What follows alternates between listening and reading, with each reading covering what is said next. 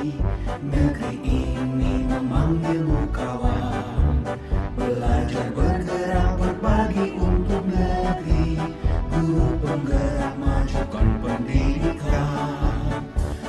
Assalamualaikum warahmatullahi wabarakatuh. Bapak Kepala Sekolah yang saya hormati, Bapak Ibu Guru yang semuanya juga saya hormati. Alhamdulillah kita pada siang hari ini tetap pada lindungan Allah Subhanahu wa Ta'ala. Bapak Ibu Guru yang saya hormati, yang pertama mohon izin perkenalkan saya sebagai calon guru penggerak ini melaporkan ujian kepada Bapak Kepala Sekolah bahwa sampai saat ini alhamdulillah berkat dukungan Bapak Kepala Sekolah dan juga Bapak Ibu Guru sekalian, saya sudah berada di penghujung modul 1, yaitu 1.4. Seperti yang saya sampaikan kemarin bahwa perjalanan saya sebagai guru penggerak insya Allah akan menyelesaikan 10 modul. Ada 3 modul sebenarnya, namun setiap modul itu disebutkan lagi. Modul 1 ada 4 ya, ada 1.1, 1.2, 1.3, dan alhamdulillah pada saat sekarang ini saya sudah berada di modul 1.4. Nah ini semua berkat dukungan dari Bapak Ibu Guru semua, terutama dari Bapak Kepala Sekolah. Bapak Ibu Guru yang saya hormati, yang kedua saya mengucapkan terima kasih kepada Bapak Ibu semua yang mana pada siang hari ini, pada kesempatan hari ini Bapak dan Ibu Guru sudah bersedia berkenan mengikuti acara atau kegiatan hari ini. Yang kedua, mohon maaf, pada kesempatan hari ini saya sama sekali tidak bermaksud untuk menggurui Bapak dan Ibu sekalian. Kalau masalah ilmu dan pengalaman, saya yakin khususnya Bapak Kepala Sekolah, Bapak dan Ibu Guru yang ada di sini pengalaman dari saya sudah lebih senior dari saya. Tapi seperti yang saya sampaikan, ini adalah sebuah tugas saya untuk menyelesaikan modul 1 ini, yang mana salah satunya adalah untuk diseminasi, untuk mengibarkan apa yang saya dapat di modul ini kepada Bapak Ibu semua. Dan yang kedua, pada hari ini mari kita saling berbagi, khususnya saya sendiri yang ingin menambah pengalaman dari Bapak Ibu Guru. Bapak dan Ibu Guru pada modul 1 ini materinya yaitu budaya positif. Nah, tentunya budaya positif ini sangat penting kita ciptakan di sekolah ini, di lingkungan sekolah ini. Kenapa? Kalau kita anak-anak kita sudah terbiasa dengan budaya positif, insya Allah kita semakin enak. Anak-anak itu sudah mengerjakan hal-hal positif, tidak terbebani lagi, tidak takut dengan dan sebagainya. Nah, bagaimana kita bisa menciptakan budaya positif ini? Nah, ini ada beberapa konsep utama yang mungkin bisa kita lakukan di sekolah ini. Yang pertama yaitu perubahan paradigma belajar. Kemudian yang kedua, disiplin positif. Yang ketiga, motivasi perilaku manusia. Yang keempat, perhubungan dasar manusia. Yang kelima, posisi kontrol restitusi. Kemudian yang keenam, keyakinan keras. Yang ketujuh, segitiga restitusi. Yang mana yang ini adalah kaitan dari yang nomor 6. Kalau kita sudah membuat keyakinan keras, kemudian ada yang melanggar misalnya, nah kita bisa mengeluarkan yang langkah yang ketujuh, konsekuensi ketujuh, yaitu segitiga restitusi. Baik Bapak Ibu, mari kita mulai satu persatu dari 7 konsep ini. Yang pertama yaitu perubahan paradigma belajar. Nah, ini kaitannya adalah dengan posisi kontrol. Kalau dari kemarin, terutama saya sendiri ya, saya pernah begitu seperti ini. Wah, anak-anak itu tergantung saya. Saya yang bisa mengontrol anak-anak di kelas. Nah, ini ternyata paradigma lama yang harus kita tinggalkan. Bagaimana yang punya kompor itu sebenarnya kita sendiri, kita tidak bisa menang. Apalagi kita ingat dengan filosofi pendidikan di Asia Nusantara. Apalagi kita juga sekarang dalam melaksanakan pembelajaran kita harus melaksanakan konsep diferensiasi. Nah, anak-anak itu tidak sama, kebutuhan anak itu tidak sama. Jadi dalam kegiatan pembelajaran kita sebenarnya yang memegang kontrol itu bukan kita. Yang memegang kontrol itu adalah anak itu sendiri. Satu contoh misalnya, kita ingin anak-anak pintar matematika semua. Ketika pelajaran matematika, anak-anak merasa bisa menghitung, bisa ini, bisa itu, sesuai yang kita mau. Tapi apa boleh dibuat? Ada satu anak yang tidak suka dengan matematika, dia semuanya sendiri. Bapak itu tidak bisa memaksa, karena suatu saat nanti, suatu hari nanti, anak yang bapak itu sendiri tidak harus bisa matematika. Bapak itu mungkin pernah dengar cerita atau berita tentang Cristiano Ronaldo. Dia bermain bola hebat yang mungkin bagi seorang Ronaldo ini tidak terlalu penting untuk bisa menghitung matematika. Nah, yang penting bagaimana Bapak Ibu nanti bisa menggali potensi yang ada pada anak itu sendiri. Karena sesuai dengan apa yang disampaikan oleh pihak negara bahwa anak itu sudah ada garis-garis samar yang perlu kita jelaskan. Kita layaknya sebagai petani. Bagaimana petani? Petani itu menanam padi, dia tidak bisa mengubah menjadi benih jadi jagung. Petani itu hanya bisa merawat bagaimana agar padi itu bisa tumbuh dengan baik, sehingga nanti bisa dipanen. Nah, kalau kita selama ini beranggapan bahwa guru bisa memenuhi itu hanya sebuah instruksi. Kemudian yang kedua, bahwa semua penguatan kognitif efektif dan bermanfaat itu juga instruksi. Kemudian kalau kita punya pikiran bahwa kritik dan membuat orang merasa salah dapat menggunakan karakter, nah itu juga sebuah ilusi. Kenapa? Itu hanya sementara. Anak-anak misalnya kita buat merasa bersalah, dia akan bisa menggunakan satu hari, 2 hari. Tapi setelah yang lain minggu depan, bulan depan, dia akan melakukan lagi. Karena kita belum bisa menciptakan budaya positif. Kemudian kalau kita berpikir bahwa orang dewasa memiliki hak untuk memaksa, nah ini juga hanya sebuah ilusi. Kita dulu yang dulu menganggap juga dewasa bisa memaksa murid ini tidak bisa lagi. Baik. Nah ini paradigma yang mungkin bisa kita ubah. Dari paradigma lama menjadi paradigma baru. Kemudian komputer teori manual.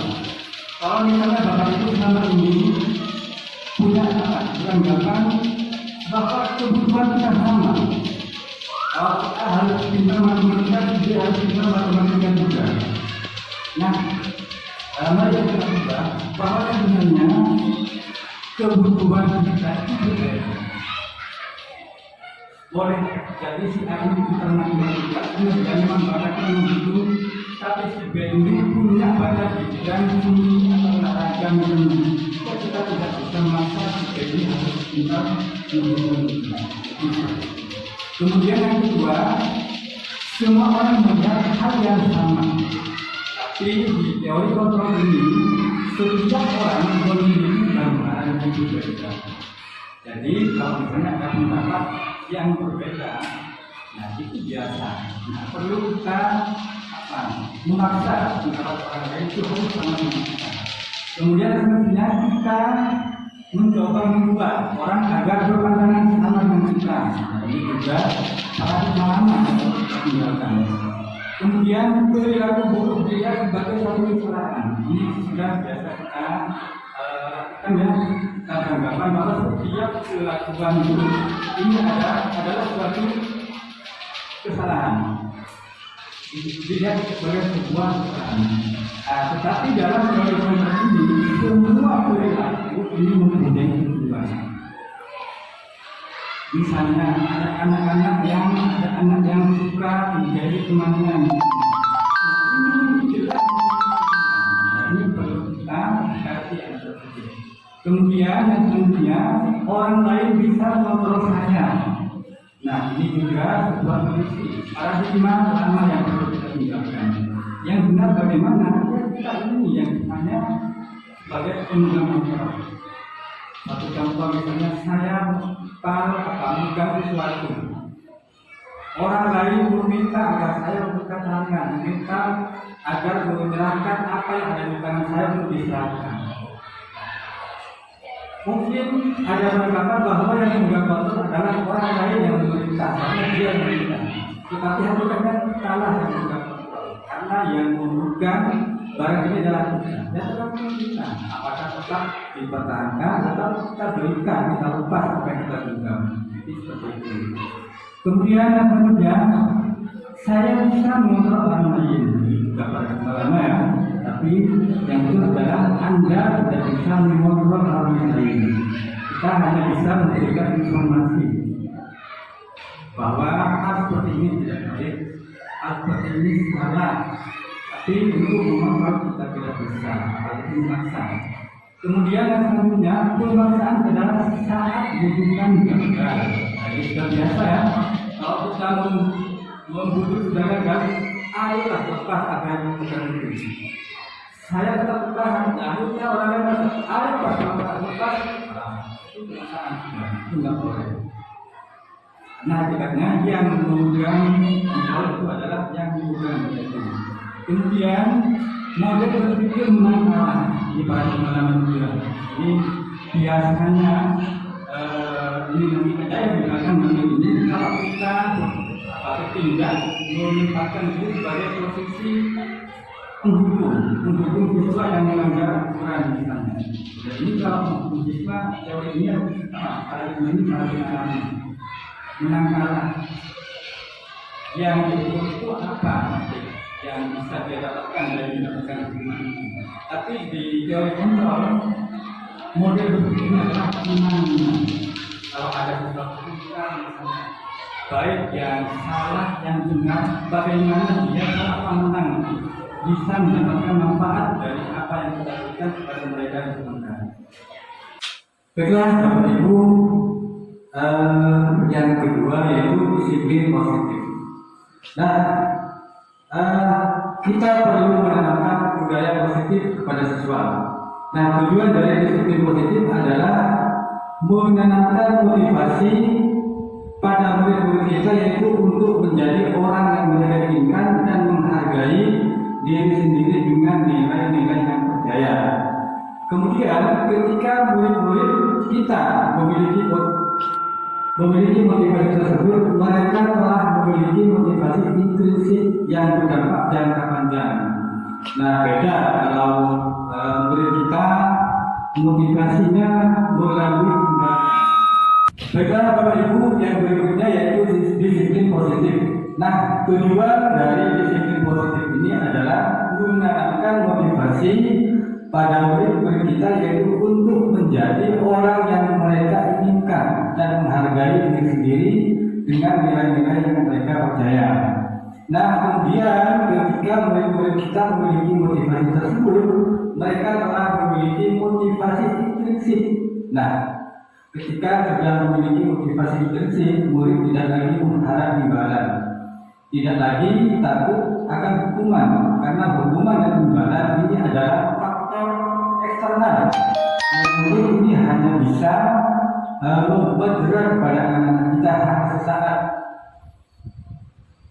Sekarang misalnya melanggar, kita hukuman misalnya, atau kita menyuruh sesuatu kepada siswa, kita beri imbalan. Nah, masa seterusnya mau kita beri imbalan? Oke, kalau kita misalnya yang sebagai gurunya, kalau misalnya diganti, ada guru ganti, mereka menyuruh siswa tanpa imbalan. Nah, ini siswa tidak akan bisa, tidak akan melakukannya seperti yang mereka lakukan kepada kita. Nah, ini kalau faktor eksternal, bukan intrinsik. Nah, disiplin positif ini harapan kita adalah bagaimana siswa itu melakukan sesuatu muncul dari keyakinannya sendiri. Yang berikutnya yaitu motivasi perilaku manusia. Nah, menurut Dian Dosen dalam bukunya ada 3 motivasi perilaku manusia. Yang pertama untuk menghindari ketidaknyamanan atau hukuman. Nah, ini berkaitan dengan yang saya sampaikan tadi. Kemudian yang kedua untuk mendapatkan imbalan atau penghargaan dari orang lain. Nah, yang ketiga ini yang kita harapkan yaitu untuk menjadi orang yang mereka inginkan dan menghargai diri sendiri dengan nilai-nilai yang mereka percaya. Nah, kalau siswa sudah melakukan sesuatu sesuai dengan keyakinan yang mereka miliki, mereka tidak lagi mengharap imbalan, tidak lagi takut atau hukuman. Nah, ini yang kita harapkan kepada siswa kedepannya. Kemudian yang selanjutnya yaitu kebutuhan dasar. Nah, seluruh tindakan manusia ini pasti memiliki tujuan tertentu. Semua yang kita lakukan adalah usaha terbaik kita untuk mendapatkan apa yang kita inginkan. Nah, ketika kita mendapatkan apa yang kita inginkan, sebetulnya saat itu kita sedang memenuhi satu atau lebih dari kebutuhan tersebut. Nah, ini kaitannya dengan siswa. Ketika siswa itu melanggar, mungkin ada salah satu kebutuhan yang tidak mereka penuhi. Yang pertama yaitu kebutuhan bertahan hidup. Yang namanya bertahan hidup, ya butuh makan, minum, dan lain sebagainya. Siswa sedang lapar misalnya, dan mereka itu tidak akan konsentrasi di kelas. Kemudian yang berikutnya penguasaan.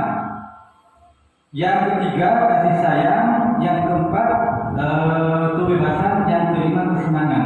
Nah, kalau salah satu dari 5 kebutuhan dasar ini tidak terpenuhi, maka siswa ini akan melakukan sesuatu yang mungkin tidak kita inginkan. Kurang kasih sayang misalnya, baik kurang kasih sayang di rumah atau kurang kasih sayang dari kita di sekolah. Nah, kalau misalnya ada siswa yang nantinya melanggar misalnya atau ke sekolah datang terlambat misalnya, ini perlu kita ganti. Kita perlu cari tahu, mungkin ada salah satu dari 5 kebutuhan yang tidak bisa mereka penuhi. Baik, yang selanjutnya yaitu posisi kontrol. Nah, ini posisi kontrol kita sebagai pendidik, sebagai guru, bagaimana menghadapi siswa. Ada 5 posisi kontrol di sini, yang kemudian dibagi 2. Yang 2 yaitu masuk identitas gagal, yang 3 masuk identitas yang sukses. Yang pertama yaitu posisi penghukum. Nah, ini mohon maaf ya, ini juga sering saya lakukan ketika ada siswa yang melanggar, ada siswa yang lambat misalnya datang. Kamu lambat, ayo berdiri di kelas, kamu belajar di luar kelas. Ini apa namanya? Menghukum, posisi kita sebagai penghukum. Nah, ini yang tidak boleh kita lakukan. Kalau misalnya dari kemarin sudah biasa kita lakukan, mari kita berubah mulai sekarang, kita berubah bersama-sama. Kemudian yang kedua, posisi kita sebagai pembuat merasa bersalah. Nah, ini biasanya kita menceramai siswa panjang lebar. Nah, gimana kamu lambat? Bapak kecewa kamu selalu berbuat seperti itu. Nah, siswa ini bisa terlalu ini. Kalau siswa itu dibuat merasa bersalah, siswanya akan down. Kemudian yang berikutnya kita bisa posisikan sebagai teman. Nah, kalau kita berada di posisi teman, ini maksudnya kita sukses. Misalnya ada siswa yang melanggar misalnya, kita ganti. Nah, bisa nggak bantu Bapak untuk berikutnya tidak melakukan ini misalnya? Atau di sini Nah, ayolah lakukanlah seperti ini, bantu bapaklah. Atau misalnya gini, ayo bapak bantu, kerja besok seperti ini ya. Ini kita sedang memposisikan diri sebagai teman. Lalu yang keempat yaitu sebagai pemantau. Nah, di posisi pemantau ini juga tergolong identitas sukses. Nah, ini biasanya terkait dengan peraturan-peraturan yang sudah ada. Ini jelas ya, kalau pemantau ini, misalnya kalau sukses seperti ini, dapat konsekuensi seperti ini misalnya. Ini kita memposisikan diri sebagai pemantau. Nah, yang sebenarnya yang kita harapkan yaitu di posisi kontrol kelima, yaitu sebagai posisi kontrol manager. Nah, kita tidak langsung memfonis siswa, tidak langsung menghukum dan lain sebagainya. Kita menanyakan dulu kepada siswa, nah, kok kamu bisa seperti ini? Nah, ini sebenarnya yang kita harapkan yaitu posisi sebagai yang kelima, yaitu sebagai manajer. Baiklah, yang selanjutnya yaitu kita perlu membentuk sebuah keyakinan kelas. Nah, mengapa keyakinan kelas, Bapak Ibu? Kenapa kok tidak peraturan kelas? Kalau misalnya, kalau dari kemarin kita biasa membuat peraturan kelasan ya, begitu siswa masuk langsung ada peraturan kelas, tidak boleh ini, tidak boleh itu. Begitu siswa naik dari kelas rendah kelas tinggi langsung ada peraturan kelas. Nah, tanpa melibatkan siswa. Nah, kalau peraturan kelas ini biasanya siswa itu akan tertekan. Kenapa? Karena mereka itu tidak dilibatkan dalam proses pembuatan peraturan kelas. Nah, mulai sekarang sebaiknya ayo Bapak Ibu kita ubah menjadi keyakinan kelas. Nah, bagaimana kita membentuk keyakinan kelas? Nah, ini ada langkah-langkahnya ya. Keyakinan kelas bersifat pembentukan keyakinan kelas. Yang pertama, keyakinan kelas bersifat lebih abstrak daripada peraturan yang lebih rinci dan konkret. Nah, kalau di peraturan kelas misalnya tidak boleh membuang sampah sembarangan misalnya. Nah, kalau di keyakinan kelas nanti kita buat simpel saja. Kita menjaga kebersihan misalnya. Nah, itu masuk peraturan kelas yang kita harus sepakati bersama. Nah, untuk membentuk keyakinan kelas, ini kita buat berupa pernyataan-pernyataan universal. Apa pernyataan yang dulu? Kemudian pernyataan keyakinan kelas senantiasa dibuat dalam bentuk positif. Kata-kata positif. Jadi tidak ada kata dilarang mencoret tembok misalnya. Tidak boleh membuang sampah sembarangan. Nah, itu kata negatif. Kita ubah menjadi menjaga kebersihan kelas misalnya. Kemudian keyakinan kelas hendaknya kita tidak terlalu banyak sehingga mudah diingat dan dipahami oleh semua warga kelas. Keyakinan kelas sebaiknya sesuatu yang dapat diterapkan di lingkungan tersebut. Semua warga kelas hendaknya ikut berkontribusi dalam pembuatan keyakinan kelas lewat kegiatan curah pendapat. Nah, ini seperti yang saya sampaikan tadi. Keyakinan kelas ini perlu kita buat bersama, tapi perlu kita awasi. Soalnya gini, kalau langsung siswa yang disuruh membuat keyakinan kelas, nah ini nanti bisa aneh-aneh, bisa macam-macam kemauan anak. Nah, ini perlu kita uruskan nanti. Kemudian yang berikutnya bersedia meninjau kembali keyakinan kelas dari waktu ke waktu. Nah, keyakinan kelas ini bukan berarti berlaku sepenuhnya ya Bapak Ibu, namun bisa kita tinjau, bisa kita ubah kembali nanti. Nah, kemudian yang berikutnya, yang terakhir yaitu segitiga institusi. Nah, segitiga institusi ini Bapak Ibu adalah suatu langkah, suatu cara kita ketika siswa ada yang melanggar keyakinan kelas, bukan langsung dihukum ya Bapak Ibu, melanggar bisa langsung dihukum, diberi dibuat rasa bersalah tidak, tapi ada beberapa langkah. Ini yang pertama yaitu kita perlu melestarikan identitasnya dulu. Siswa itu dibuat tenang dulu. Misalnya ada siswa yang anggaplah membuat kesalahan mengetek misalnya satu lagi, kita panggil nanti. Nah, sebenarnya kemarin itu ada juga kok teman kalian yang mengetek misalnya. Bapak dulu waktu sekolah juga pernah kok mengetek misalnya. Nah, itu insya Allah anak akan menjadi tenang. Kemudian yang kedua, validasi tindakan yang salah.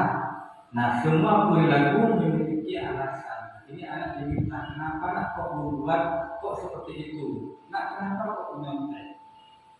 Nah misalnya, iya Pak, saya nyontek karena nggak sempat belajar misalnya. Atau tadi malam bangun terlambat misalnya, langsung berangkat ke sekolah tempat belajar. Nah di sini kita sudah tahu alasan anak kenapa kok menyontek. Nah yang berikutnya yaitu menanyakan keyakinan. Nah ketika anak sudah menyadari kesalahannya, nah gimana apakah yang kalian lakukan itu sudah sesuai dengan keyakinan kelas? Nah anak pasti menjawab tidak Pak, tidak sesuai dengan keyakinan kelas yang pernah saya buat. Nah seperti itu Bapak Ibu. Nah dari sini anak itu kita ajak untuk berikutnya agar tidak melakukan hal serupa lagi. Nah insya Allah dengan cara-cara seperti ini anak tidak menjadi tertekan. Anak nantinya tetap kembali ke kelompoknya itu dengan karakter yang lebih kuat lagi. Nah baiklah Bapak Ibu, mungkin hanya itu yang bisa saya sampaikan untuk pertemuan kali ini. Mungkin sebelum ditutup barangkali ada yang mau disampaikan, ada yang ditanyakan, silakan dulu. Saya silakan. Oh ya, Bu Ana silakan.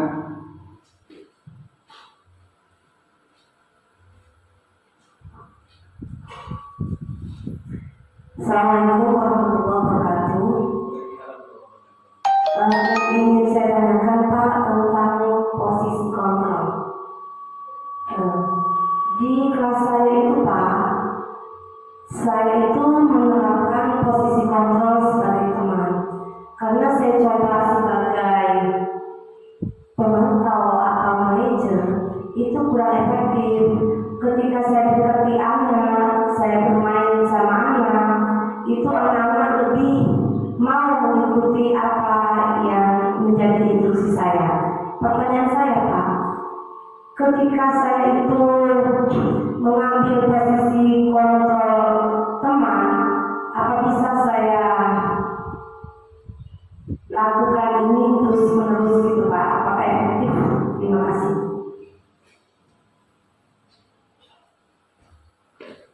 Ya, terima kasih Ibu Ana. Nah, sebenarnya posisi kita sebagai teman itu sudah masuk ke identitas, sudah baiklah kita lakukan pada siswa. Namun Ibu, apakah selamanya kita ada posisi itu? Nah, sekarang masalahnya bagaimana kalau misalnya nanti yang mengajar bukan Ibu, bukan Ibu Ana yang nanti kelas itu. Ada guru lain yang mengganti misalnya, ada guru lain, guru agama, guru apa misalnya. Nah, apakah anak-anak itu tetap sama seperti yang dilakukan kepada Ibu Ana yang selama ini Ibu Ana memposisikan diri sebagai teman. Nah, karena posisi sebagai teman ini sifat tergantung, ada sifat tergantung ke guru. Nah, beda itu dengan posisi manajer. Kalau sudah Ibu menerapkan posisi manajer, ini sudah kontrak. Siswa sudah melakukan sebuah yang mereka yakini. Ini kalau kita latih setiap hari misalnya siswa itu kita memposisikan kepada siswa itu sebagai manajer.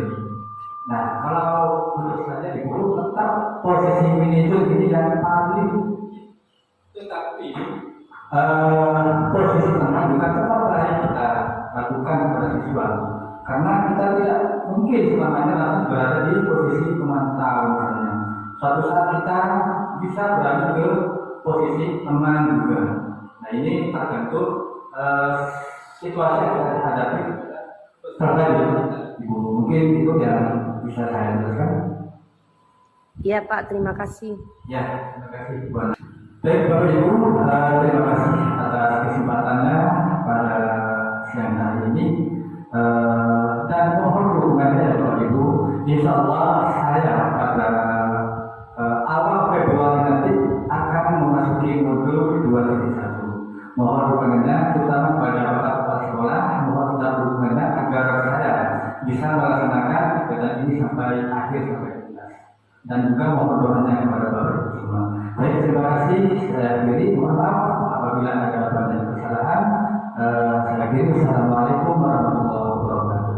Waalaikumsalam. Waalaikumsalam warahmatullahi wabarakatuh. Assalamualaikum warahmatullahi wabarakatuh. Bapak kepala sekolah yang saya hormati, Bapak dan Ibu guru yang juga saya hormati. Pertama, saya ucapkan terima kasih kepada Bapak kepala sekolah khususnya dan juga kepada semua teman-teman guru yang mana pada kesempatan siang hari ini Bapak kepala sekolah, Bapak Ibu dan guru bersedia berkenan mengikuti kegiatan hari ini. Bapak Ibu, materi untuk hari ini sebenarnya sudah disampaikan kemarin, yaitu bagaimana kita menciptakan budaya positif di lingkungan sekolah kita ini. Nah, kemarin sudah disampaikan setidaknya ada 7 konsep yang perlu kita lakukan untuk menciptakan budaya positif di sekolah kita ini.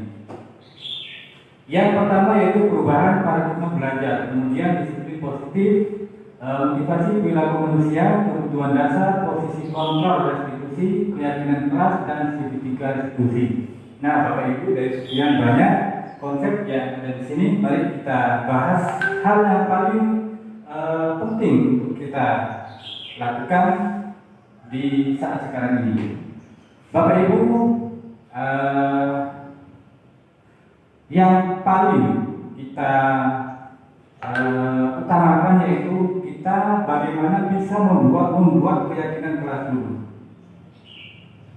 Nah, Bapak Ibu, kenapa kita harus membuat keyakinan kelas? Kenapa kok tidak peraturan kelas saja? Sekilas kemarin sudah disampaikan bahwa kalau keyakinan kelas ini sifatnya diketahui bersama. Kita bisa membuat bersama-sama dengan siswa, dengan peserta didik. Beda dengan peraturan kelas.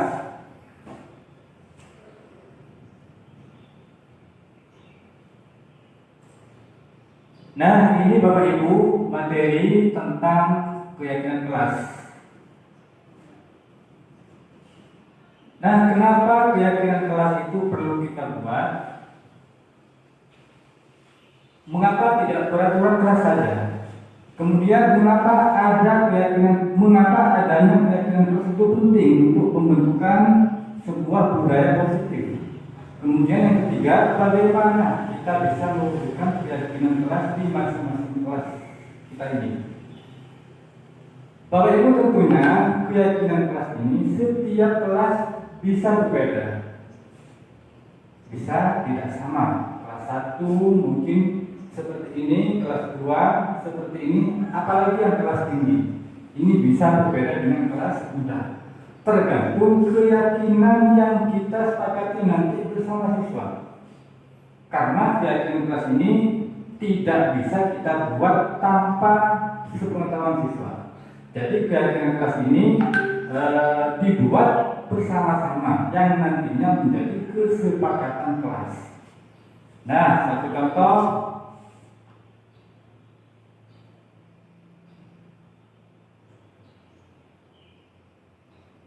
Nah, ini Bapak Ibu sebuah pertanyaan tematik, mengapa kita memiliki peraturan tentang penggunaan helm pada saat mengendarai kendaraan roda 2. Ini satu contoh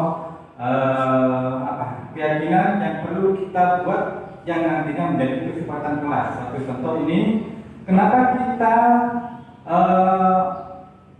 kita sepakati kalau berjalan di jalan raya kita harus menggunakan helm.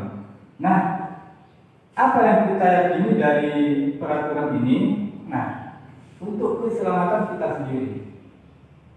Jadi kita nanti bagaimana kalau kita umpamakan di jalan raya lalu lintas, bagaimana nanti pengendara itu bukan hanya karena takut denda, bukan karena takut dihadap polisi, tapi dia mempunyai keyakinan kalau menggunakan helm bisa menjaga keselamatan. Nah, itu Bapak Ibu sebuah gambaran tentang keyakinan kelas yang akan kita buat nanti. Nah, ini juga mengapa kita perlu memiliki peraturan menggunakan masker. Nah, ini bukan hanya takut kalau nggak kena pakai masker nggak boleh masuk ruangan misalnya. Tapi ini intinya keyakinan yang kita dapat dari menggunakan masker ini adalah keselamatan kita sendiri, Bapak Ibu, untuk menjaga kesehatan. Nah, kalau ini sudah terbentuk menjadi karakter peserta didik, nah peserta didik ini dengan sendirinya sudah terbiasa bersikap positif sehari-harinya, bukan karena takut guru, takut kena sanksi. Nah, kalau masih siswa ini melakukan sesuatu karena ada harapan, ada butuh imbalan, takut sanksi, nah ini masih faktor eksternal. Ini kurang baik ya Bapak Ibu, tapi yang perlu kita tanamkan ke siswa adalah budaya positif. Bagaimana siswa itu melakukan sesuatu tanpa membutuhkan imbalan, tanpa takut kepada siapapun.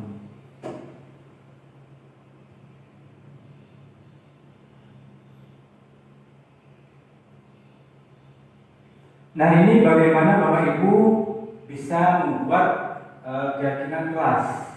Keyakinan kelas bersifat lebih abstrak daripada peraturan yang lebih rinci dan konkret. Kemudian yang kedua, keyakinan kelas berupa pernyataan-pernyataan universal. Selanjutnya, pernyataan keyakinan kelas senantiasa dibuat dalam bentuk positif. Ya, insyaallah Bapak Ibu sudah paham ya. Kalimatnya dalam bentuk positif. Misalnya, jangan berlari di dalam kelas, jangan berlari di koridor misalnya. Nah, ini kan kata jangan masih negatif, bukan positif. Bagaimana Bapak Ibu membuat kata positif yang usah pakai kata jangan? Langsung berjalan di kelas misalnya.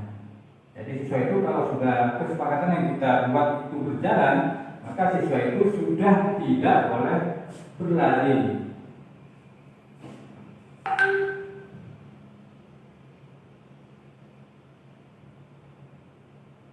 Nah, ini Bapak Ibu peraturan yang bisa kita buat bersama sebagai gambaran. Misalnya, kembalikan barang ke tempatnya.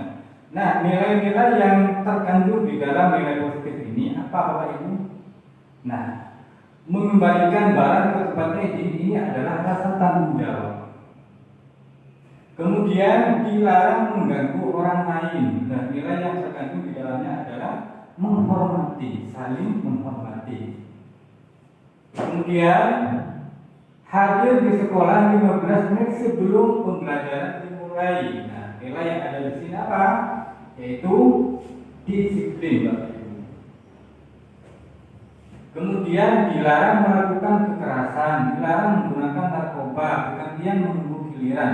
Nah, ini semua bisa kita buat kesepakatan nanti yang mana di dalamnya tidak usah menggunakan kata-kata negatif dan nilai-nilai yang terkandung di dalamnya jelas. Nah, ini prosedur pembentukan keyakinan kelas, keyakinan sekolah atau keyakinan kelas. Nah, sekarang kita bahas keyakinan kelas dulu. Bagaimana nanti kita di masing-masing kelas ini sama-sama membuat, sama-sama punya kesepakatan kelas.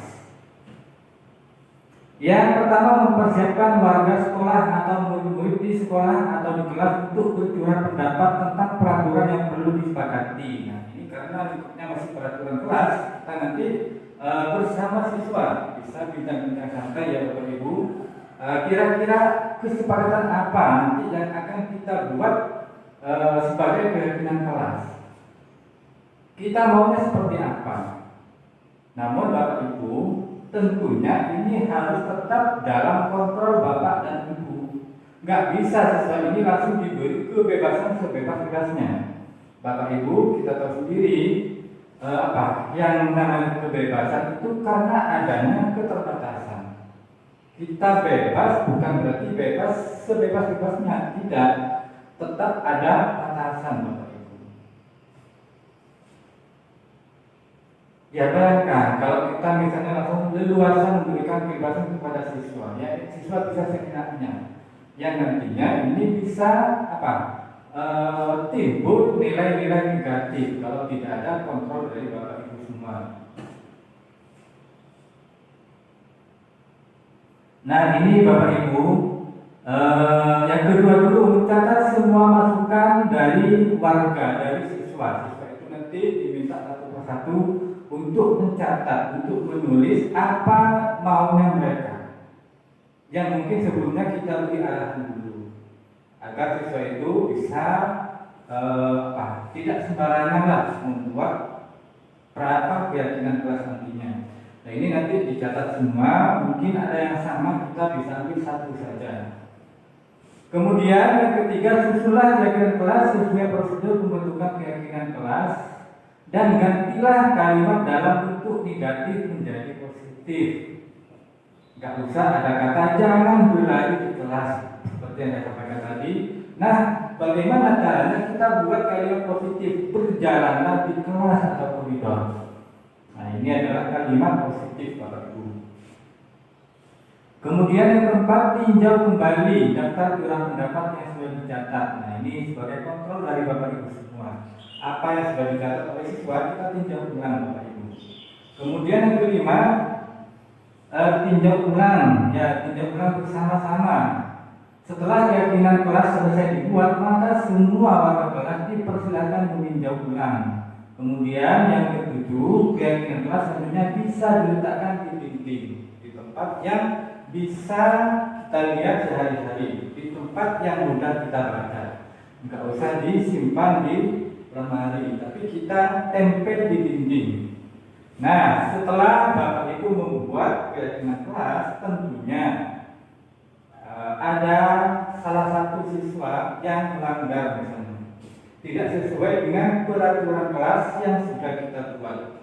Nah, bagaimana Bapak Ibu menghadapinya? Nah, di sini ada sebuah solusi yang namanya yaitu restitusi. Yang pertama, bagaimana Bapak Ibu bisa menempatkan diri ketika ada siswa melanggar.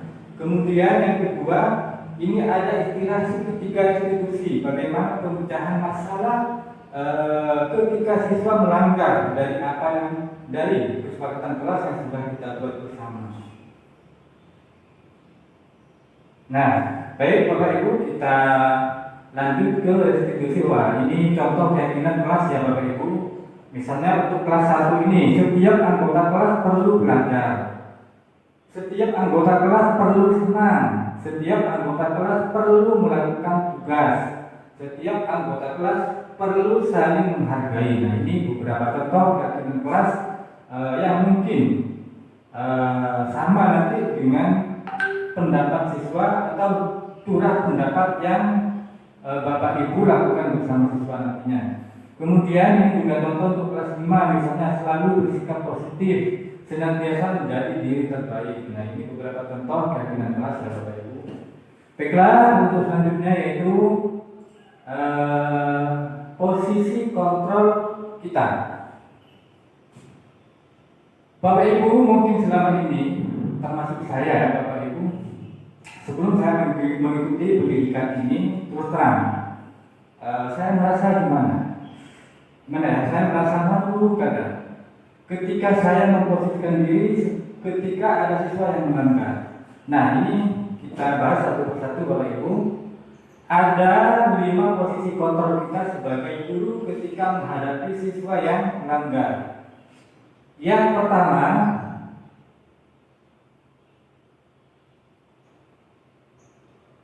kita berada di posisi penghukum. Bagaimana posisi penghukum Bapak Ibu? Seorang penghukum bisa menggunakan hukuman fisik maupun verbal. Orang-orang yang menjalankan posisi penghukum senantiasa mengatakan bahwa sekolah memerlukan sistem atau alat yang dapat lebih menekan murid lebih dalam lagi. Nah, ini contoh, patuhi aturan saya atau awas. Kamu selalu saja salah. Selalu yang terakhir selesai. Nah, posisi Bapak Ibu di penghukum ini adalah posisi yang negatif Bapak Ibu, yang mungkin tidak baik kita lakukan kepada siswa. Misalnya ada siswa datang terlambat, Bapak Ibu panggil, sudah berhenti di situ, push up 10 kali. Nah, ini perlu kita hindari untuk selanjutnya Bapak Ibu. Yang mungkin selama ini juga pernah saya lakukan. Kemudian posisi yang kedua yaitu membuat pembuat merasa bersalah. Siswa ini kita buat merasa bersalah. Wah, kamu ini gimana kok selalu berbuat seperti ini? Nah, anak-anak ini bisa down Bapak Ibu. Bisa malu ke teman-temannya. Karakternya itu tidak bisa kuat. Bahkan kita lemahkan oleh kita sendiri kalau kita membuat anak ini merasa bersalah. Nah, untuk selanjutnya posisi kita ada di posisi sebagai teman. Posisi teman ini ya teman lah. Kita selalu dekat dengan siswa, saling murah pendapat misalnya. Kalau siswa melanggar, ayo anak bantu ibu misalnya. Nah, ini kalau di posisi teman cukup baik Bapak Ibu. Namun ini masih ketergantungan. Siswa ini mungkin bisa melakukan sesuatu hal jika ada bapak dan ibu. Tapi ketika bapak ibu sudah tidak ada misalnya, atau ada guru lain yang mengganti misalnya, nah, kadang anak ini tidak mau melakukan hal serupa yang dilakukan kepada di depan bapak ibu guru yang oposisi dengan teman tadi, karena ini masih sifatnya eksternal. Kemudian yang selanjutnya ada di posisi pemantau. Nah, memantau ini maksudnya selalu mengawasi. Nah, ini biasanya dikaitkan dengan peraturan-peraturan yang sudah ada. Nah, di posisi pemantau ini biasanya guru itu memberikan konsekuensi dari apa yang dilakukan oleh siswa. Nah, ini juga baik kita lakukan, namun Bapak Ibu, ada posisi yang paling ideal kita lakukan, yaitu di posisi manajer. Nah, ini Bapak Ibu, di posisi manajer ini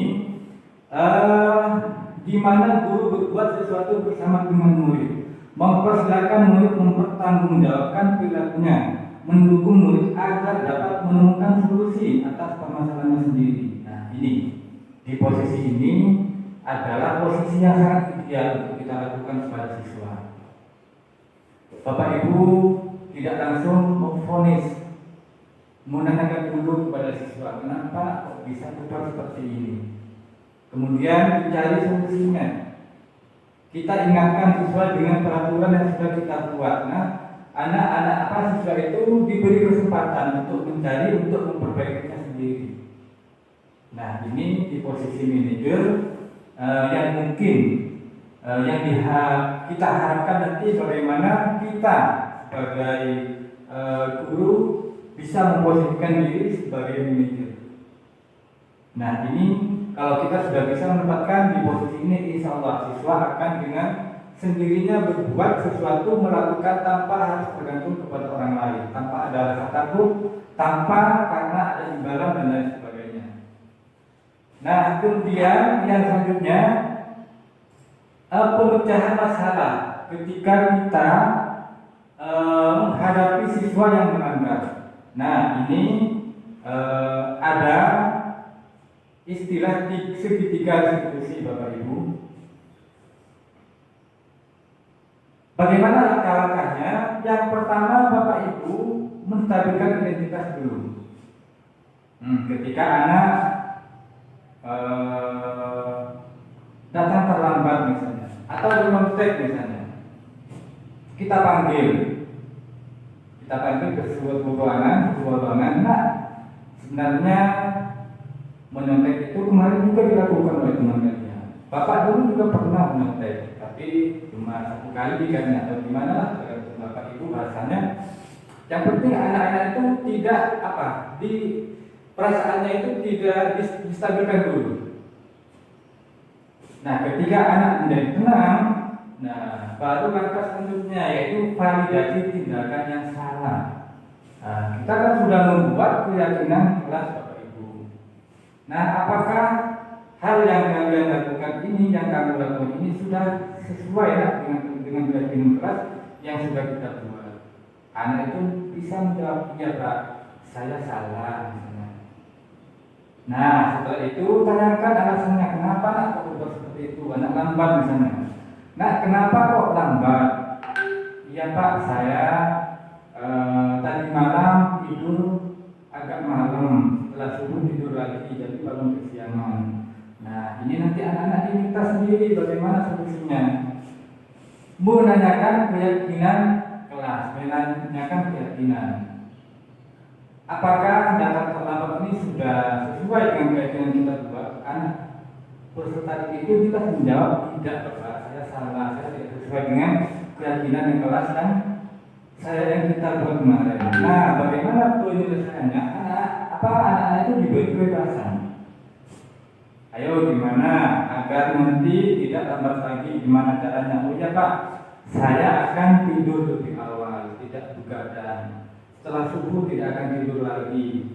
Kalau tidur lebih awal, insya Allah setelah subuh tidak ngantuk. Jadi berangkat sekolah itu tidak terlambat lagi. Nah, itu Bapak Ibu sekilas langkah-langkah kita dalam segitiga institusi ini.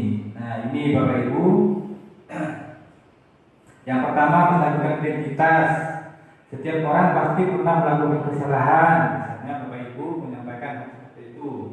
Kamu bukan satu-satunya yang pernah melakukan ini. Nah, ini langkah pertama Bapak Ibu untuk melakukan identitas. Kemudian validasi tindakan yang salah. Kamu tentu punya alasan mengapa melakukan itu. Adakah cara yang lebih efektif untuk mendapatkan apa yang kamu butuhkan? Lontek misalnya. Anak-anak itu kita satukan dulu, kemudian tanyakan apakah ada cara yang lebih efektif agar tidak menekan itu. Anak diberi kesempatan berpikir, dan saya yakin anak itu bisa menemukan solusi sendiri. Oh iya Bapak, saya harus belajar lebih tekun lagi misalnya. Kemudian yang ketiga, keyakinan kelas apa yang kita sepakati. Kamu ingin menjadi orang seperti apa nanti? Ya Pak, saya ingin menjadi orang yang disiplin misalnya. Anak menjawab seperti itu. Nah, apakah perbuatan kamu seperti ini sesuai dengan kemauan kalian nanti menjadi orang disiplin? Anak tentu menjawab tidak, Bapak. Nah, bagaimana caranya? Mulai besok saya lakukan agar tidak terlambat lagi misalnya. Ya Bapak, saya gini. Anak bisa menemukan solusinya sendiri. Baiklah Bapak Ibu, itu sekilas tentang segitiga institusi.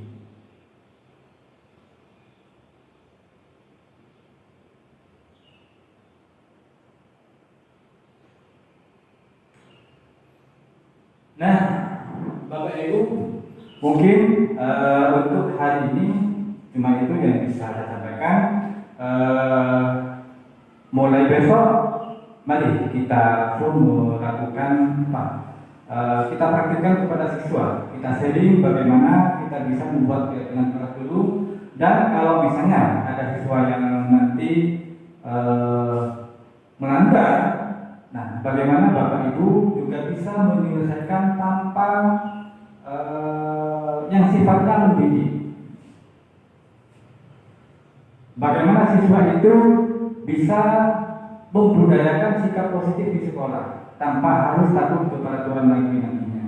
Nah, ini perlu adanya pembiasaan diri secara internal, bukan lagi eksternal, bukan lagi takut kepada Bapak Ibu, bukan lagi takut dihukum dan lain sebagainya. Baiklah Bapak Ibu, terima kasih atas segala perhatian dan kebersamaan untuk hari ini.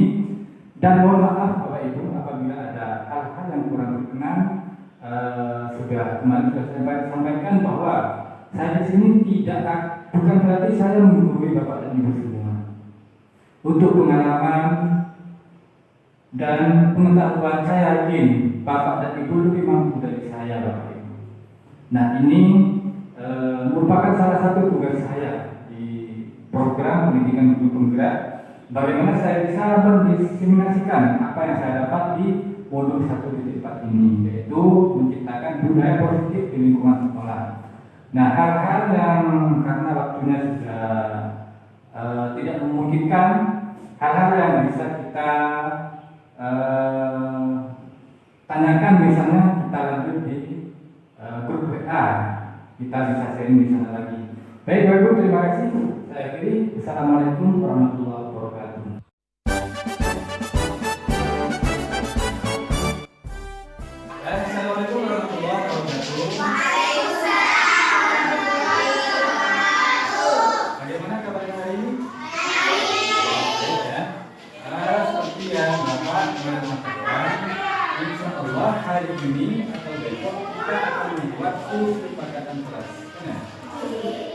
Kalau dari kemarin kalian mungkin lebih sering dengar yang namanya peraturan kelas ya.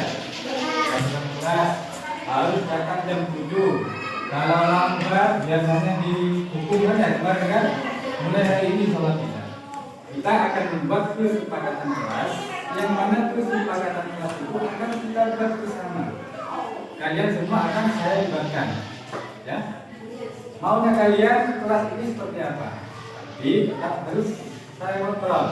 Nanti kalian itu membuat kesepakatan kelas. Kalau saya biarkan kalian sendiri tanpa pengawasan, nanti gimana ini juga. Dan kenapa kesepakatan kelas itu penting? Bukan peraturan kelas. Ini dalam rangka akan membuat kalian nyaman di kelas, akan membuat kalian dalam mengikuti kegiatan pembelajaran itu tidak terbebani.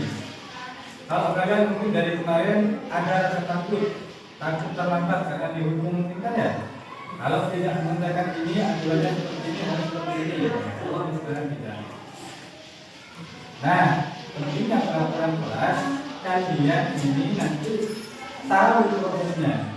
Kalau sekarang kelas kalian bisa tahu proses dari awal. Dan kalau kalian misalnya nanti ada yang melanggar peraturan kesepakatan yang kalian buat sendiri, ada tertentu misalnya. Dan itu insya Allah akan membuat kalian juga merasa nyaman. Tidak ada, saya tidak mau kalian terbebani apalagi rasa takut, ya. Nah, kalian boleh menyiapkan kira-kira kesepakatan kelas seperti apa yang kalian buat. Kalian boleh mengusulkan minimal 1, ya. 1 siswa minimal 1, ya. Paham? Nah, kalau misalnya nanti setelah kita buat kesepakatan sudah jadi, kita akan mengambil bersama. Jadi kita berikanlah agar kalian bisa melihatkan secara pribadi. Kita mudah dengan makan. Ya, baik. Bulatkan tekad, kuatkan hati. Negeri ini memanggilmu kawan. Belajar bergerak berbagi untuk negeri. Hidup bergerak majukan pendiri. Waalaikumsalam warahmatullahi wabarakatuh. Sudah pukul berapa sekarang, Nak? Pukul 3 ya. Kenapa kok lambat? Ya nggak apa-apa. Teman kamu kemarin juga ada yang lambat, ya kan? Bapak dulu juga pernah lambat ke sekolah, tapi nggak diulangi lagi. Bapak mau tanya, Novi pasti punya alasan kenapa kok lambat hari ini? Karena saya setelah subuh tidur lagi, Pak. Jadi bangunnya kesiangan. Jangan. Oh, setelah subuh tidur lagi. Besok bisa nggak terlambat? Bagaimana caranya? Saya akan tidur lebih awal setelah subuh. Biar tidak Biar ngantuk. tidak Ya? ngantuk. Terus, tapi Novi mulai besok tidurnya lebih awal setelah subuh biar tidak ngantuk kan ya? Terus, nanti ya Novi ya. Besok biar tidak terlambat lagi ya enggak?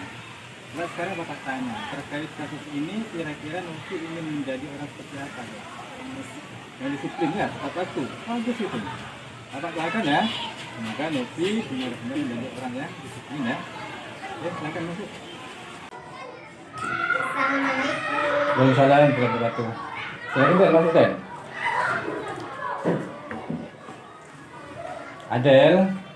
Adel tahu nggak kenapa saya panggil ke sini?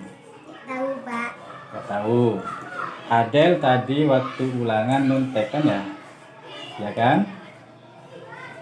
Nggak apa-apa. Sebenarnya nyontek itu hampir biasa dilakukan oleh teman-teman kamu kan ya? Kemarin teman kamu waktu ulangan juga nyontek kok. Bapak dulu waktu sekolah nyontek juga, tapi 1 kali kayaknya cuma. Nah sekarang Bapak mau tanya, apakah Adel masih ingat keyakinan kelas yang pernah kita buat dulu? Masih ingat, Pak. Masih ingat kan? Salah satunya kita harus jujur kan ya? Nah, apakah nyontek itu masuk nilai-nilai kejujuran? Tidak kan? Nah, kalau nyontek itu bukan nilai-nilai kejujuran. Nah, sekarang Bapak mau tanya lagi. Adel nyontek itu pasti punya alasan, ya kan? Coba apa alasannya kenapa kok nyontek? Saya tidak sempat belajar, tapi saya berjanji Pak setelah ini akan berbagi waktu dengan baik agar ada kesempatan untuk belajar. Bagus itu. Berarti Adel itu nyontek karena tidak sempat belajar di rumah kan ya? Nah, setelah ini Adel janji kan agar bisa membagi waktu dan nanti bisa belajar kan ya? Kalau ada ulangan tidak nyontek lagi. Nah, sekarang tolong jawab pertanyaan Bapak yang terakhir terkait kasus ini. Adel ingin menjadi orang seperti apa kelak, coba? Saya ingin menjadi orang yang jujur Pak, karena bersikap jujur sangat penting dalam kehidupan saya. Bagus itu. Bapak doakan ya. Semoga Adel benar-benar bisa menjadi orang yang jujur ya. Baik, Adel sudah janji tidak akan mengulangi lagi kan ya. Baik, silakan Adel kembali ke kelasnya. Kreatif rancang pembelajaran, hargai potensi, tingkatkan prestasi, lahirkan profil pelajar Pancasila.